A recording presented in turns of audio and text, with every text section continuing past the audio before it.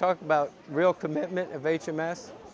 Well, it started with the Hurricane Wilma. We had $800,000 worth of damage. The hospital was down for 3 days. So Alan Chamberlain, our accounts rep, came out to the facility, and he was climbing right through the trailers, helping us take and salvage whatever equipment we had. That's commitment.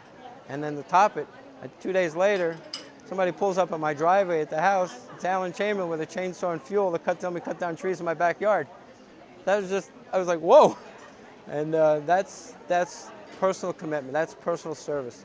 And I think, knowing the staff of HMS now, I've been dealing with patient accounting, financials, hardware support, clinical, and I know these people, and they know how we function, and it's a very comfortable environment you're working with. When you call HMS for support, I know who I'm talking to, and I know what they can do to help me.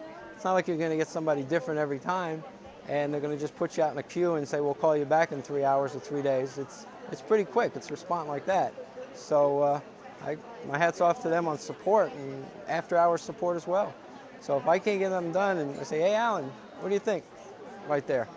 On the account executive level, when Alan comes out to the facility, he takes a personal ownership in everybody in that hospital, if it's clinical, business office. And let me give you an example. We were very interested in the clinical documentation system.